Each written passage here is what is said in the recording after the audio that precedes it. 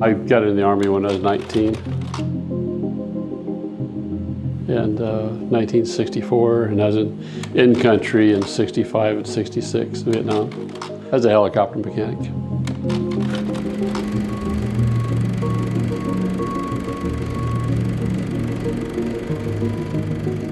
One of my best friends, I saw him decapitated by a helicopter blade. And that was the one that got me. I think I was 22 when I got out. And, you know, I knew something was not right emotionally, and I couldn't put my finger on it. PTSD is basically a collection of symptoms that happen to people after a traumatic event, such as sexual abuse, rape, war, accidents, that kind of thing.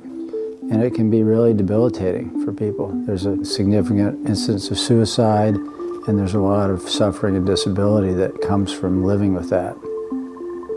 Someone described PTSD as like having a big broken heart. And I think that's a pretty good description. You bury those emotions that make you human.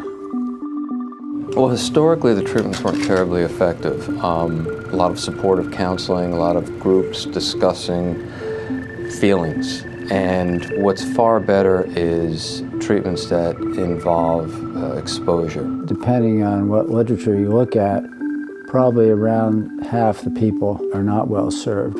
There's also pharmacology. Zoloft and Paxil and other medications kind of help to decrease the intensity of symptoms like anxiety, but they don't tend to get at the root of the problem and really cure the disorder. MDMA is methylene dioxymethamphetamine.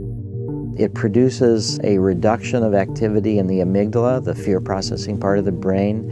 It enhances activity in the frontal cortex, where people put things in context.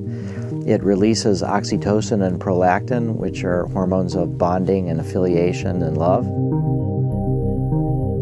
And the remarkable thing that we've learned about memory is that when you remember something, you have to reconsolidate the memory. You're basically recreating the memory, so that if this memory is linked to fear, and under the influence of MDMA, you can bring back the memory, but the fear response is dampened down. Then when you reconsolidate the memory, it doesn't have that fear to it, and you've been able to put it in context as then and not now.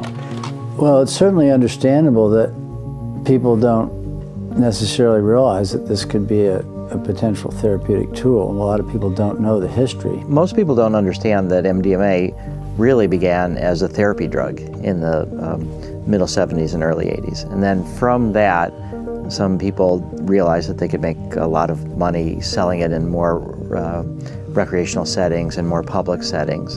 And so it was just inevitable that there would be a crackdown. The conclusion of the administrative law judge that did the DEA hearings was that it did have medical utility and it should be in Schedule 3, meaning you can't sell it in bars, but doctors can use it. And the DEA administrator overruled that and put it in Schedule 1 anyway. And I felt it was important that we look into this further. No controlled research had been done. The first study was inactive placebo compared to MDMA. So some people got inactive placebo with all the same therapy, the same all-day sessions. In our first study, basically, in a nutshell, 25% of the people that got the therapy with placebo were basically free from PTSD at the end, compared to 83% with MDMA. So 83% no longer met criteria for PTSD. The first time I did it, it's like, there's just this blanket of warmth and glowing. I just like felt alive again, in touch with my feelings and stuff. And the music was incredible under the influence. It was extraordinary. I mean, it just like, you know, I did in, 3 sessions I couldn't do in 30, 40 years.